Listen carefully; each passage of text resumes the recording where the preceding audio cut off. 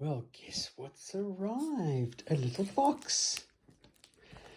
And with this box, I see a nice invoice included with a declaration. And I really hope that I'm not going to have to pay duty on that amount, because that's going to be another 50 quid, which is ridiculous for something that shouldn't cost that much. Anyway, we shall see about that. I'll let you know about those duties in due time. In the old days, you could get things from France at no extra cost, and now there's an invisible wall between us and them. Okay, so let's get this open. Let this be. Let's have a look and see. What have we got in here? Pinsound. Oh, wow. Stereo 2.1 wiring kit. I didn't expect it to come with that. That's a bonus. Poly Dotty stereo. Look at this. Left, right. Very nice. Very nice. Okay. Wow. Some of those sticky things and some screws. I wonder if that'll actually stay stuck. Very seldom do. Very nice. Good. Ooh. Nice. Dun dun dun dun. Oops. Dun dun dun dun. Oops. Yeah. Okay. Here's the board.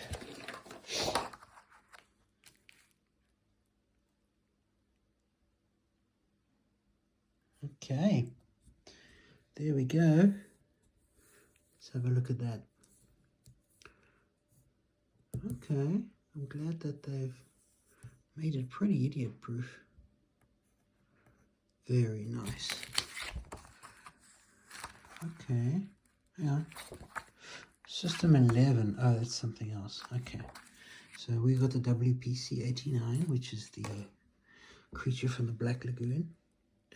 Very nice. Let's have a look at the board.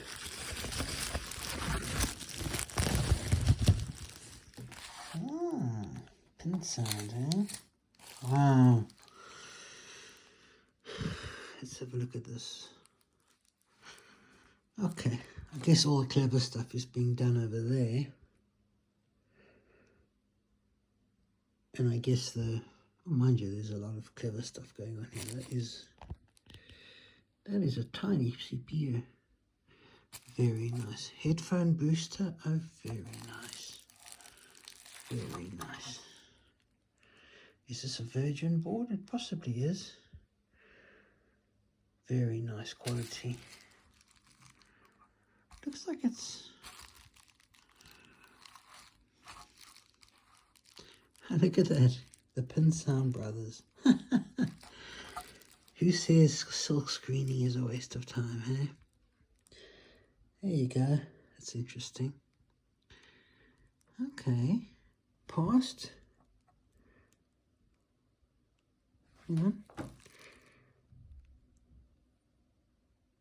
2002. I wonder what that's about. Is that when they designed this? I don't think so. Very nice. Okay. Here goes. So we're busy changing the sound card, and a couple of things I've sort of noticed along the way. A couple of things. It's quite annoying that you have to change the speaker wiring, but I do understand that. Okay, I get that. But what I really don't like is that you have to mount your own sticky sort of holders for this board. It's really a shame I didn't make the board slightly bigger. Where is it now?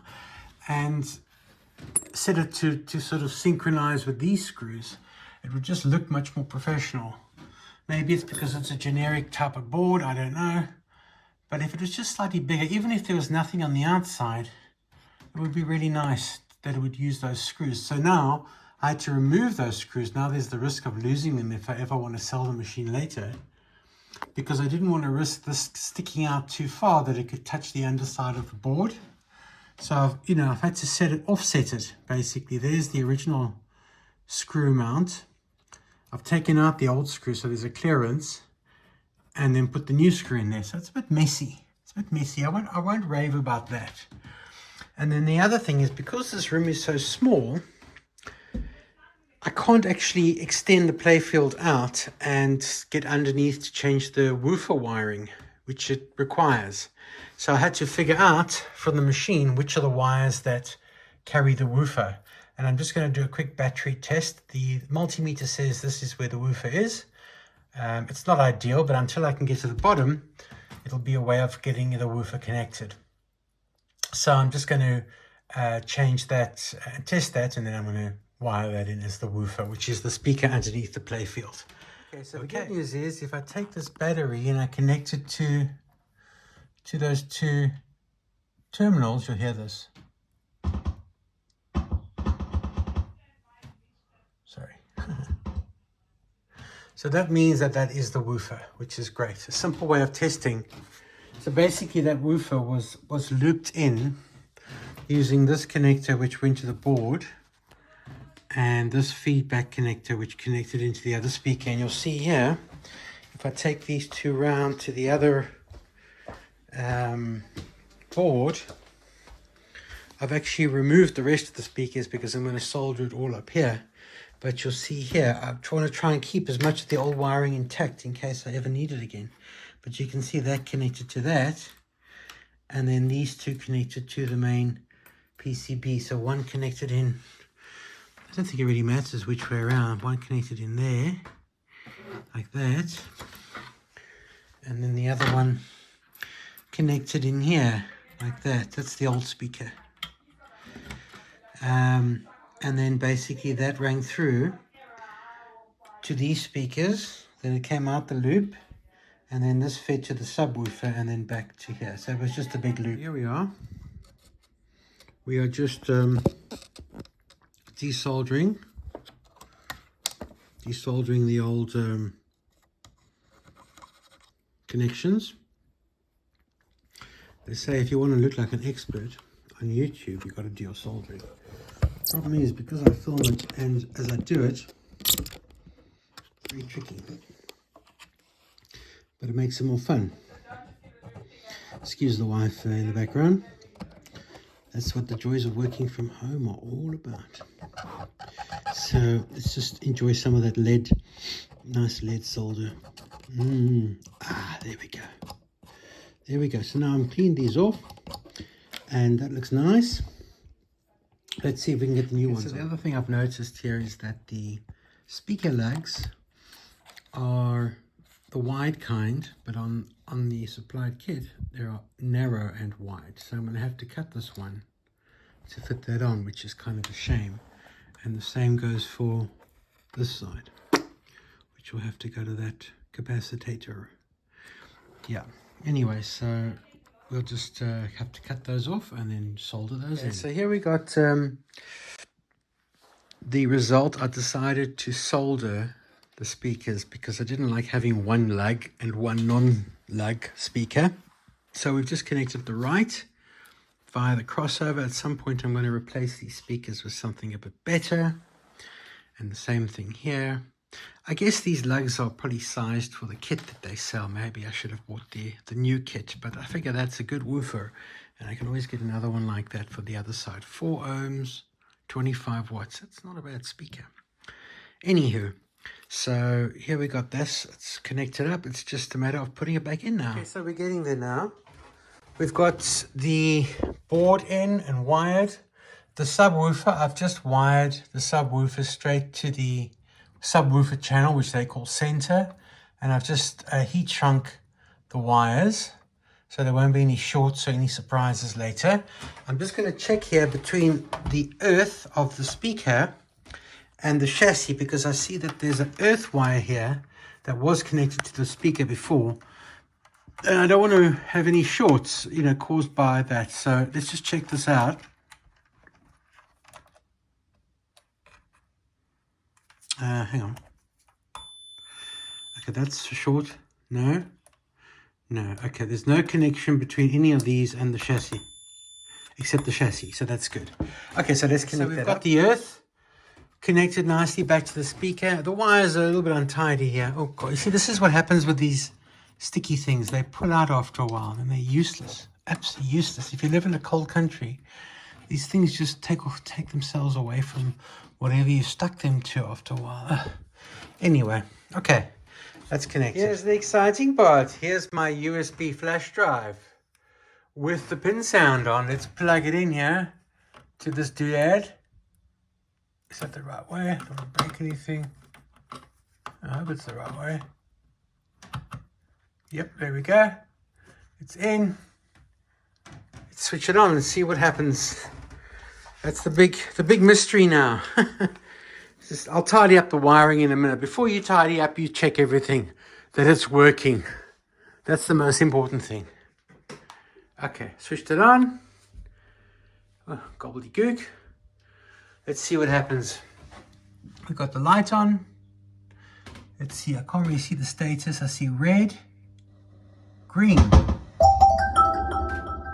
Performing audio conversion. Please wait. Oh.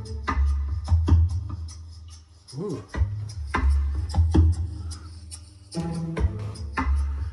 Very nice sound. Wow, it's got bass, this thing. Wow.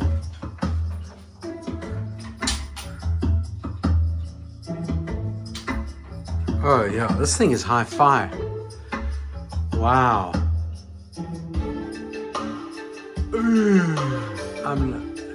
Let's hope it works.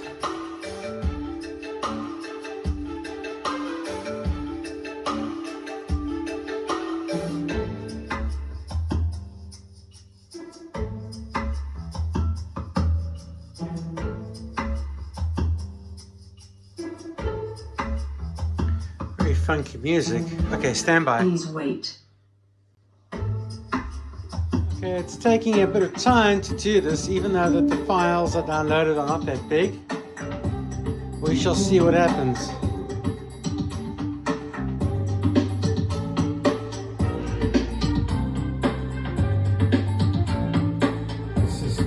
The suspense.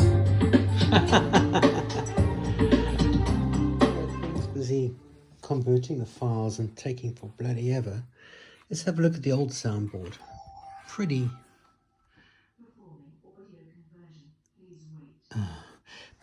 Performing audio conversion. Look at this old board here. Got your Yamaha MIDI chip, I guess. So somebody's already replaced a chip on here for some other fault. And your amplification. Pretty primitive stuff, huh? Crazy, the 1990s. But no surface mount capacitors, that's good. Stand by. I say, it's taking so long to update the sound that I've actually had to open it and turn the subwoofer right down. And I've actually turned these speakers down into this thing because it doesn't seem like the volume controls do anything on the machine while it's updating. And the music is so annoying, and this is so annoying. 70% completed. I could watch a feature film in the time it's taking. Yes, it's not the best memory stick, but come on. You could definitely do something about this. And this music, oh my God. They should just go put a beep beep sound on rather every couple of seconds. Crazy, man. It's a minor whinge, but anyway, stand by. The whole thing bombed, and now I've got to start over again. So now I'm deleting the flash drive. Yeah, it's official now. I've disconnected the speakers. I just couldn't stand listening to that music anymore. And I'll just check on it in a little while. Leave it run for an hour or so. There's no way to switch off the music when it's loading, and it's impossible to sit and listen to the same music over and over. It's like being on hold from hell. So I've copied just one file, one music profile into the memory stick, and now we're going to try and let that run and extract and see what happens next. I still have a hope that it will produce a good result. Now, finally, for the moment of truth. Switch it on. Let's see what happens. Let's see what happens. Is it going to make any noise? Let's see. 15, 16, 17, 18, 19, 20, 21, 22. Huh.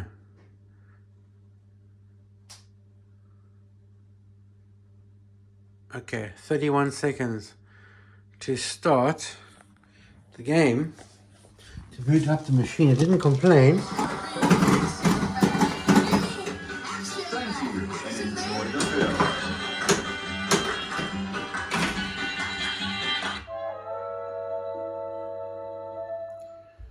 Well, after all of that struggling to get the machine to load the files for the sound, it eventually worked, and I'm pretty pleased with the result.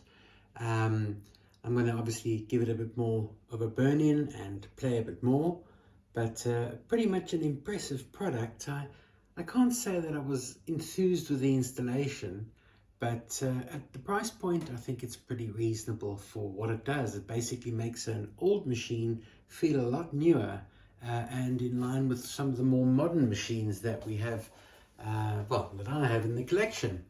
But needless to say, I hope you found this video helpful in some way or another. Certainly, if you like your sound effects and things like that, then certainly the Pinsound machine is a valuable add-on for your pinball machine. Anyhow, thanks for watching, and ciao for now.